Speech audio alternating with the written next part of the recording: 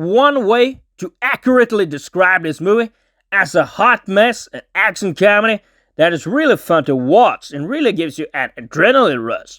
And it is really a homage to old action comedies such as the Rush Hour, as well as a homage to stuntman that actually does some of those stunts you see in the movie. In recent years, I've seen action comedies such as The Man from Toronto and Hitman's Wife's Bodyguard that do not manage to really balance it out, and it gets too childish.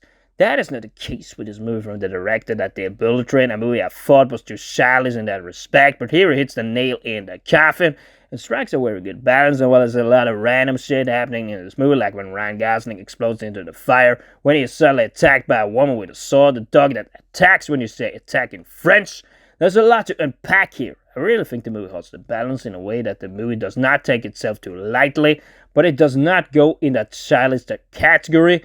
And I had a lot of fun and actually shared a lot of laughs with the cinema audience. Also, for example, when that cockatoo suddenly came on the screen out of nowhere. It has a creative direction I will compare to Beverly Hills Ninja when Chris Farley is swinging in that infamous Palm 2 scene. Because what I see here in this movie as a great art form you do not see in a lot of movies these days. Also, all the references done to other movies and the fighting of the character played by Winston Duke when he tries to be Jason Bourne or Dwayne Johnson. It is done in a ridiculous, funny, but still very funny way. Although I have also been critical to the acts done by Ryan Gosling in other movies, I feel it does a very good job here, as this stuntman that really thinks and acts like a stuntman in a lot of the scenes. The movie is also a real homage to stuntmen everywhere, and the stunts you see here done by Ryan Gosling and surely some other stuntmen. It is just fabulous and very enjoyable and just exactly what you want to see in a movie like this.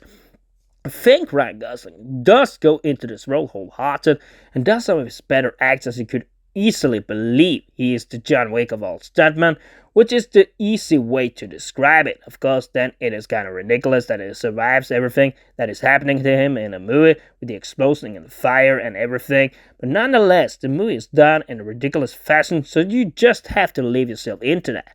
With the case also with Emily Blunt, I think she also does a fine performance as this cheerful, a bit uncertain of a self-moving director that just wants a big break, but I really do believe she fits very well into this movie, and the same way I liked her in Jungle Cruise.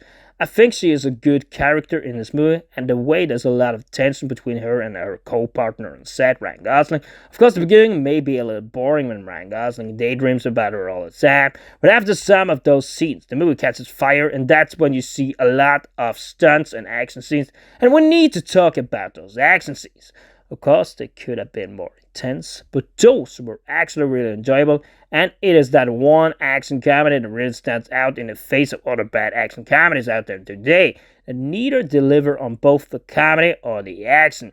Here, although it of course rolls on a train of ridiculousness, I think they strike the right balance that really makes it funny for the viewer to watch the movie. And then again, I might not like what David Leitch did with the characters in the movie Bullet Train, but here he has corrected his failures and delivered a movie which at times in many of the scenes are really funny to watch.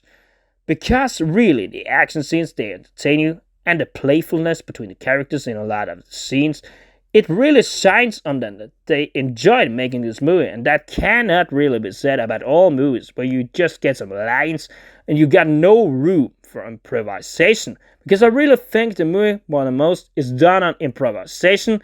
That's why I feel it lets loose and it becomes alive and playful when you feel the mood of this movie. In a way, I would say it is unique. It may just be a simple action comedy, but I remember a movie I saw a couple of years ago called The Unbearable Weight of Massive Talent, and then I walked out with the feeling that, wow, this movie is really creative. That may also, yes, just be known as a simple action comedy, but just like that movie, although that one was even more creative, I still walked out of this movie inspired by the creative direction, and I really think more movies should be done in this playful, improvised way. That's why I will give this a 7 out of 10, and it is a movie I quite enjoyed at the cinema.